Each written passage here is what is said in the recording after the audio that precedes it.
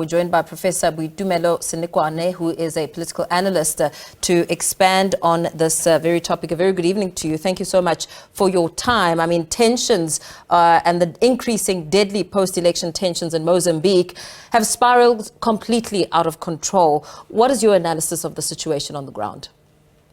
Good evening to the viewers.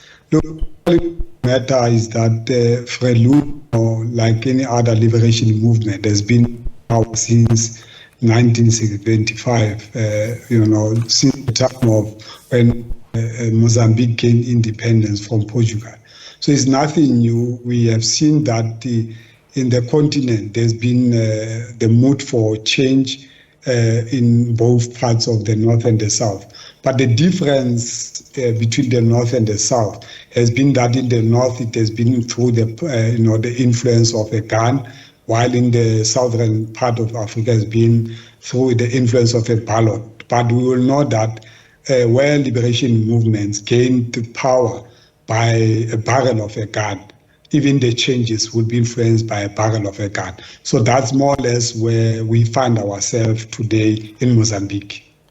In power since 1975, that's almost 5 decades of ruling in that country. And let's perhaps focus on the crux of the matter, why the country has descended into such chaos. We know that since the election, several election observers, including European Union, said the polls were marred by some serious flaws, with the electoral body accused of manipulation to keep Frelimo in power. The opposition claims that the polls were rigged to give Frelimo's Daniel Chapo more than 70% of the vote. With that said in mind, this ripple effect, the tensions and the violence, what is it communicating about the sentiment on the ground and how citizens are feeling about what they want? Look, the post-election unrest shows to us that, the people are not satisfied at the ground. And Mozambique is not an exemption. We've known that even our neighbors in Zimbabwe, it has been the case. So it will continue to happen until there is change.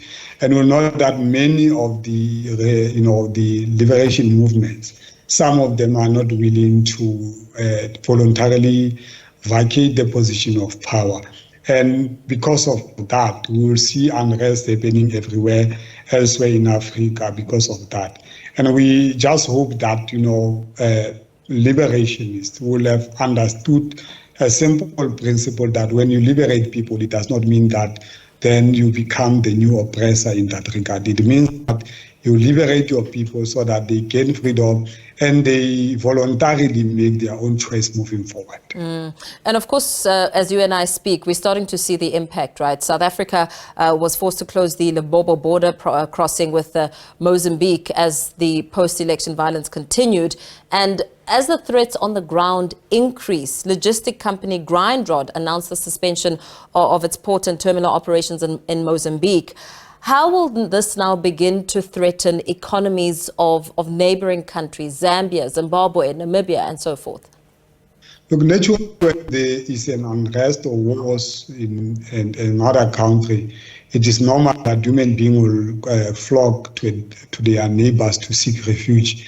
And Mozambique is not an exception. It has happened with Zimbabwe. People move into South Africa and elsewhere in the world. So it's nothing new to us. The reality of the matter is that Mozambique will have to regroup. And, if it means that they might have to call for fresh elections, let it be the case. But SADC also have got an AU, have got the responsibility to maintain and contain the situation. Otherwise, we might see the situation getting out of control. But it is important that we know that anywhere where there is political unrest, it does affect the economy because the movement of goods, unemployment of people, they become the order of the day. Should the call for fresh elections be the option and the decision that is made here, what are the dynamics at play? What are some of the considerations which will need to be made to ensure that there is some of the post-electoral grievances are indeed resolved? Fresh election is a first option, but it is not the only option. Other options might involve sitting down and coming with a consolidated view that they share power together with different political power, between, for example, Frelimo and also Renamo. But you know that also since 2017, there's been jihadist insurgents in Cabo Delgado, so different parties might sit together and come with a combination of if you are from South Africa, a GNU kind of arrangement where you agree to share power. So we hope that they will explore those different powers, but you need an independent facilitator or a neutral facilitator in the name of SADC or AU or even United Nations to facilitate that. Yes, and we know that both those bodies have weighed in on what's happening in Mozambique. SADC, for one, has called for a meeting post the election chaos. How much muscle does such a body have in indeed bringing the parties together in the form of a solution? AU has got that power. Of course, one might argue that AU does not have the teeth, but we've seen that through its own elders, like in the form of former state president, President Thabo Mbeki, former Nigerian President Obasanjo, have got those potential to reconcile nations and to bring peace and order and stability in nations. So they have also those options to deploy them to try to intervene. Mm-hmm.